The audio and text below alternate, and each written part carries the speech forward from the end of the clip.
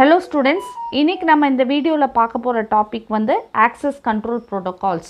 So இதில் பார்க்க போகும்போது வந்து நம்ம எப்பயுமே என்ன அசியூம் பண்ணிக்கணும் அப்படின்னு சொன்னால், ஒரு ஷேர்டு மீடியமில் ஒரு 4 ஸ்டேஷன்ஸ் நிறைய ஸ்டேஷன்ஸ் வந்து ஒரு ஷேர்டு மீடியமை ஆக்சஸ் பண்ண போகுது. ஸோ ஆக்சஸ் பண்ண போகும்போது எந்த ஸ்டேஷனுக்கு வந்து நம்ம ஃபஸ்ட்டு ப்ரியாரிட்டி கொடுக்குறோம் வித் நோ கொலிஷன், இங்கே கொலிஷனே வராது. சரியா?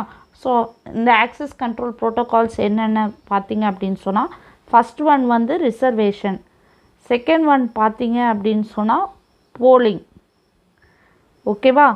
தேர்ட் ஒன் பார்த்தீங்க அப்படின்னு சொன்னால் டோக்கன் பாசிங். ஸோ இதில் வந்து கொலிஷனே வராது, இதுதான் முக்கியமான point. Shared medium, no collision, ஓகேவா? ஸோ ரிசர்வேஷன்னா என்ன? இப்போ நம்ம ஒரு ரயில்வேயில் வந்து ட்ரெயினில் நம்ம போகிறோம், டிக்கெட் எடுத்துகிட்டு போகிறோம் அப்படின்னு சொன்னால் ரிசர்வ் பண்ணிட்டு போகிறோன்னு என்ன அர்த்தம்? அந்த சீட் வந்து நமக்கு மட்டும்தான், ஏன்னா நம்ம ஏற்கனவே ரிசர்வ் பண்ணிட்டோம் அப்படின்னு சொல்கிறதுக்கு தான். ஸோ இப்போ இந்த ரிசர்வேஷன் மெத்தடில் என்ன பண்ணுறாங்க அப்படின்னு சொன்னால், நம்ம வந்து ஒரு ரிசர்வேஷன் பண்ணணும், டேட்டா அனுப்புறதுக்கு முன்னாடி ரிசர்வேஷன் பண்ணணும். ஸோ அதில் வந்து ரெண்டு விதமான டைம் லைன்ஸ் இருக்குது. Reservation interval of fixed time length first one. அடுத்தது வந்து பார்த்தீங்க அப்படின்னு சொன்னால் data transmission period of variable frames. அப்படின்னா என்ன? இப்போ ஃபஸ்ட்டு பாயிண்ட் என்ன சொன்னாங்க? அதாவது time interval of fixed length, ஓகேவா? Reservation time interval of fixed length அப்படின்னா என்ன அர்த்தம் அப்படின்னு சொன்னால், இப்போ நமக்கு வந்து ஒரு 5 ஸ்டேஷன்ஸ் இருக்குதுன்னு வச்சுக்கோங்க, ஓகேயா? 5 ஸ்டேஷன்ஸ்னால் 5 இப்போ வந்து 5 டிவைசஸ் இருக்குது. அந்த 5 டிவைசஸும் வந்து டேட்டா டிரான்ஸ்மிட் பண்ண போகிறேன்னு சொல்லுது.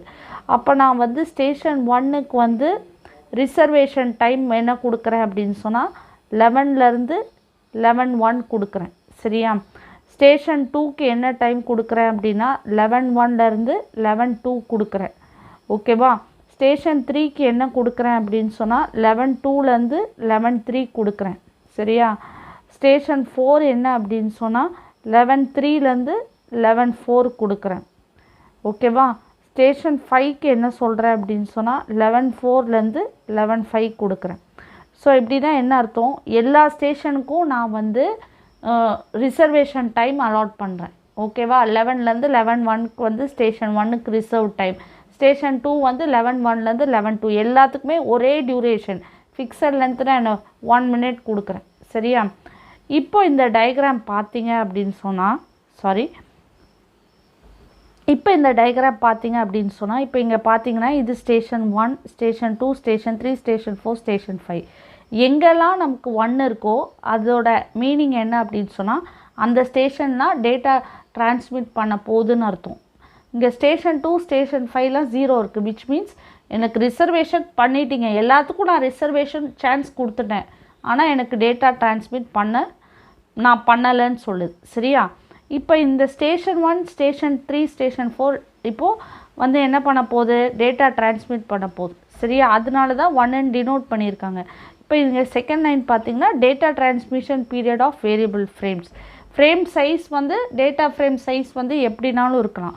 பட் இதுக்கு என்ன ரிசர்வேஷன் பாலிசி கொடுக்கும் அப்படின்னு சொன்னால், அந்த ஸ்டேஷன் 1க்கு நான் என்ன கொடுக்குறேன் அப்படின்னா 11:05லேருந்து 11:15, ஓகேவா? 11:15 10 மினிட்ஸ் கொடுக்குறேன். எதுக்கு? டேட்டா ஃப்ரேம் டிரான்ஸ்மிட் பண்ணுறதுக்கு. அதுக்கப்புறம் நான் என்ன கொடுக்குறேன்? ஸ்டேஷன் 3க்கு சான்ஸ் கொடுக்குறேன் 11:15லேருந்து 11:25 வரைக்கும். அடுத்து ஸ்டேஷன் 4க்கு நான் சான்ஸ் கொடுக்குறேன் 11:25லேருந்து 11:35 வரைக்கும். ஸோ இதுதான் வந்து ரிசர்வேஷனோட கான்செப்ட். சரியா?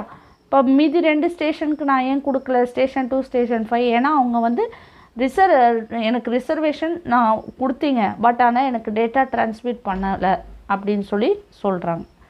சரியா? இப்போ அடுத்தது பார்த்தீங்க அப்படின்னு சொன்னால் போலிங். இப்போ போலிங்கில் என்ன ஆகுது அப்படின்னு சொன்னால், இப்போ இது லோக்சபாவில் இங்கே ஸ்பீக்கர் உட்காந்துருக்காங்க, ஒரு சைடில் ரூலிங் பார்ட்டி இருக்குது, இன்னொரு சைடில் அப்போசிஷன் பார்ட்டி இருக்குது. சப்போர்ட் ரூலிங் சைட் வந்து ஏதாவது கொஸ்டின் கேட்கணுன்னா டைரெக்டாக அங்கே கேட்க முடியுமா?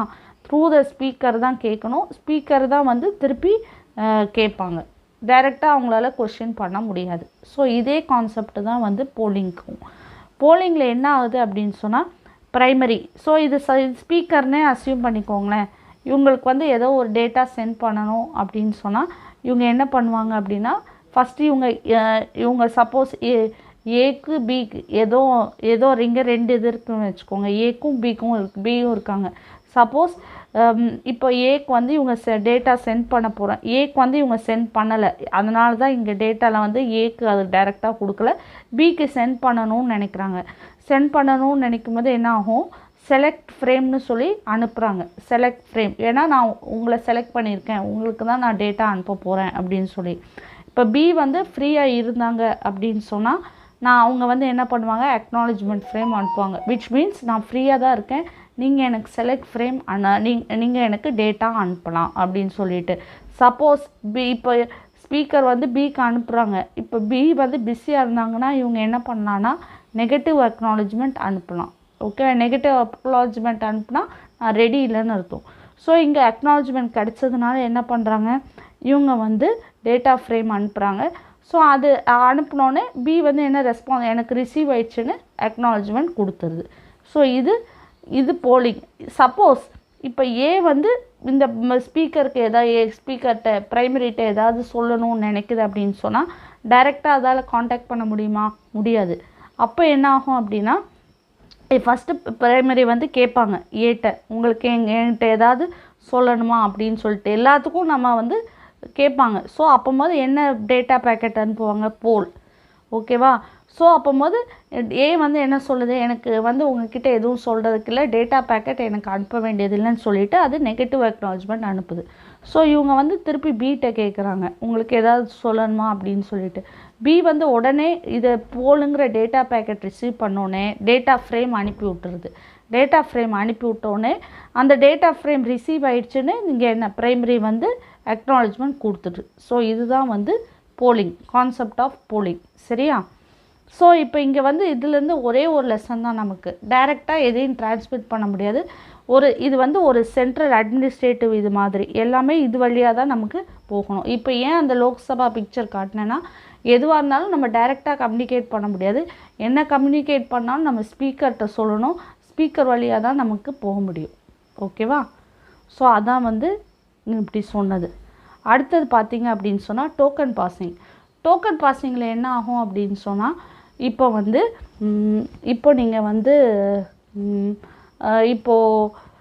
டோக்கன் பாசிங்கில் இப்போ எல்லா ப்ரைம் மினிஸ்டர்ஸையும் பார்க்குறீங்க. இது ஒரு சின்ன எக்ஸாம்பிள் தான். இப்போ எலெக்ஷனில் ஒரு ப்ரைம் மினிஸ்டர் ஜெயிக்கிறாங்கன்னு வச்சுக்கோங்க. இப்போ ப்ரைம் மினிஸ்டர் ஜெயிச்சா என்ன ஆகும், அந்த ப்ரைம் மினிஸ்டர் தான் வந்து அவங்களுக்கு ஒரு டோக்கன் கொடுத்துரும். விச் மீன்ஸ் அவங்க ஜெயிச்சிட்டாங்க, அவங்க வந்து இனிமேல் 5 years கண்ட்ரியை ரூல் பண்ணுவாங்கன்னு சொல்லிட்டு.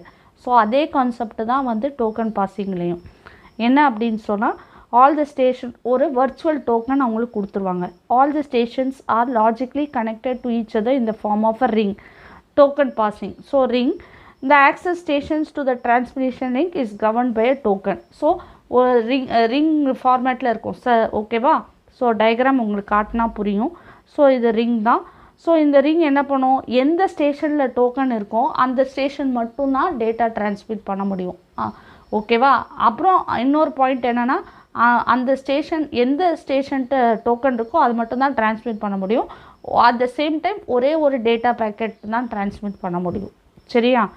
அதாங்க, a station is allowed to transmit a data packet if and only if it possesses the token, otherwise not. So அதனால் இங்கே கொலிஷன் வருமா? வராது. each station passes the token to its neighboring station either clockwise or anti-clockwise. இது token ring மாதிரி தான். So ஒரே யூனி directional தான்.